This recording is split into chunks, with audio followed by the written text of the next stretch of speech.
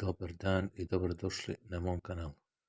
Ovom prilikom ću vam pokazati kako na Viberu blokirati nečiji kontakt.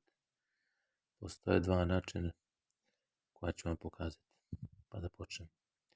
Znači, uđete u Viber, zatim u kontakt, znači da berete sa kojim ćete da se dopisujete, pa znači gore gdje dođe slika i ime, tu kliknete, zatim ove tri tačkice sa strane.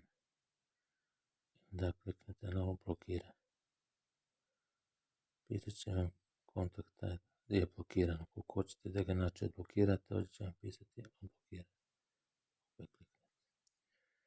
I kontakt će biti odblokiran.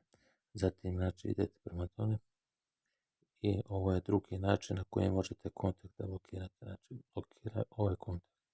Tu kliknete i kontakt će biti blokiran. Zatim isto također kao što sam pokazao gore pisat će odblokira ovaj kontakt.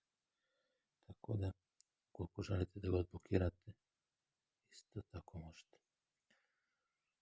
To bi bilo sve u ovom klipu. Nadam se da vam se svidio. Pretplatite se na ovom kanalu radi još videa koji će biti objavljeni. Pozdrav, do gledanja.